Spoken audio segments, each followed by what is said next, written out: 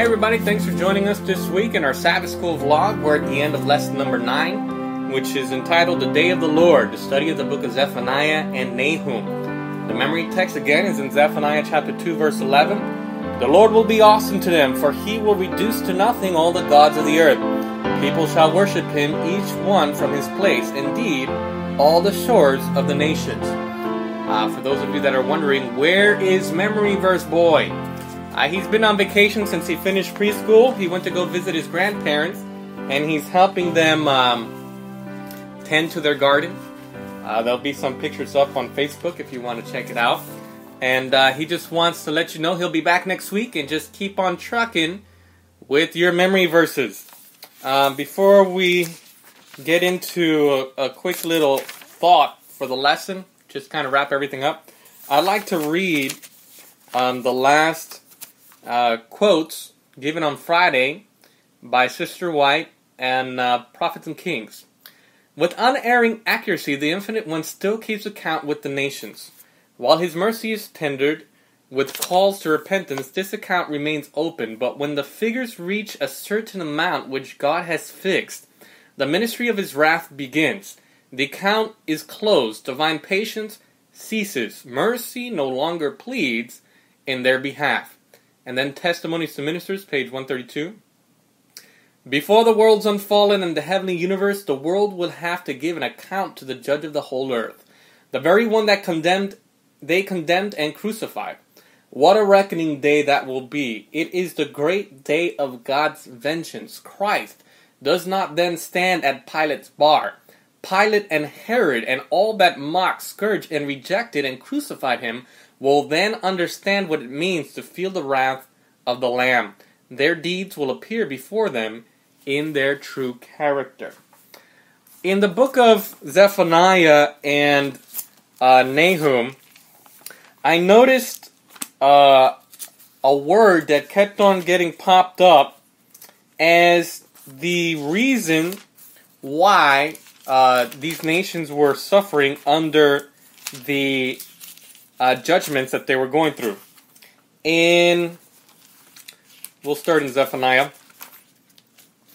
Zephaniah chapter 1 verse 18. Neither their silver nor their gold shall be able to deliver them in the day of the Lord's wrath, but the whole land shall be devoured by the fire of his jealousy. Okay, and then verse 8, therefore, of chapter 3, therefore wait ye upon me, saith the Lord, until the day that I rise up to the prey, for my determination is to gather the nations, that I may assemble the kingdoms, to pour upon them mine indignation.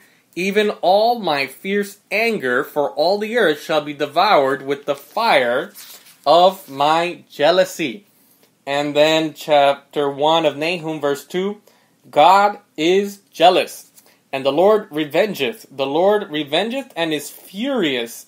The Lord will take vengeance on his adversaries, and he reserveth wrath for his enemies. Here we see jealousy tied in with the character of God. And we asked the question in our Sabbath School vlog Facebook group, is jealousy good or bad? And we had a lot of good comments. I was refreshed by seeing the activity. A lot of people said good. A lot of people said bad. And the answer really is, it's both. In the Bible, you have examples of good jealousy and bad jealousy. The two major examples that contrast would be that the jealousy of God and the jealousy of Satan. In Exodus chapter 34, verse 14, we see what God is jealous about. Okay? Chapter 34, verse 14. For thou shalt worship no other God, for the Lord, whose name is jealous, is a jealous God. Okay, here we see that the motivation of God's jealousy is love towards his people. He expects that his people love him back. And he doesn't want to share his affections that are rightly due to him with other false with false gods, that is. Lucifer, on the other hand, he was jealous of God's position. And in Isaiah it tells us that he went to go and ascend the mount of God, to go and sit on his throne and to take God's place. That was a jealousy for a position that was not rightfully his. The way you can tell the difference between good jealousy and bad jealousy is motivation. Love or pride. Love or selfishness. Okay? A couple more verses on the jealousy of the Lord. Deuteronomy 32:16. They provoked him to jealousy with strange gods, with abominations. Provoke they him to anger. You see, they were giving their worship to other gods. Worship that was rightfully God's. Deuteronomy 32:21. They have moved me to jealousy with that which is not God. They have provoked me to anger with their vanities, and I will move them to jealousy with those which are not a people. I will provoke them to anger with a foolish nation. And it goes on and on. Countless verses where God describes himself as jealous. The best context to understand the jealousy of God is in a marriage. A husband has the right to certain affections and intimacy that are exclusive from his wife. And a husband that does not become jealous when he sees his wife in the arms of another man is a husband that does not love his wife. A husband that perhaps is cheating on his wife. Okay? God is jealous in that he has certain rights to our affections that no one else has the right to. Okay? Now, a husband knows that his wife is going to love other people. He's going to love the children, parents, brothers, friends. But there is a certain exclusive love that a wife gives to her husband that no one else participates of. Not the children, not the parents, not the friends. A certain intimacy that only belongs to the husband. And in the same way, God expects us to give him a certain exclusive love that only belongs to him. A love that he refuses to share with anybody else. The negative side of jealousy is when we envy. When we are jealous of something that does not belong to us. Something that is not rightfully ours. Like when you're jealous of your friend's new car, or jealous the fact that your coworker got a promotion and you didn't. Jealous of your friend's wife or anything of that sort. You're jealous of something that doesn't belong to you. God is jealous of something that belongs to him, which is our hearts and our worship. He's jealous and he will not share it. And it's funny because before he says his 10 commandments, he says, my name is jealous. I am a jealous God.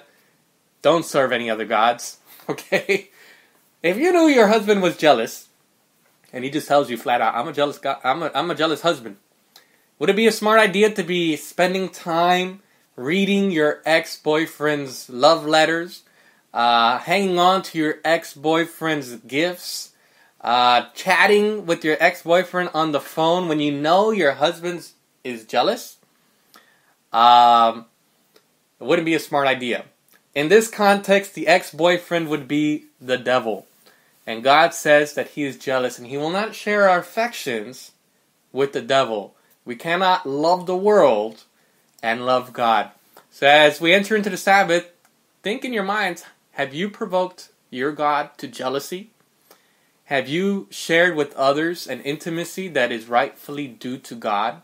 Have you spent countless hours pursuing and enjoying people's attention and not have cared to think that you haven't spoken to God or considered His position? This kind of leads us into next week's study, which is of Haggai. We'll say Haggai, which is first things first, putting things into priority. I wish you all the best. We're working hard on our draw my lesson presentations. There's some exciting things we're doing with that. So just keep on praying for us. I'm praying for you guys. You guys have a wonderful Sabbath. Make God feel good this Sabbath. Give Him your attention, give Him your heart, give Him your worship, because He gives you all of His heart and all of His attention. Just to end a little note, when we cheated on God and when we were adulterous, God sent Jesus Christ while we were yet sinners so that He could win our affections back to Him. God has a right to your love. So how's about loving on God a little bit today?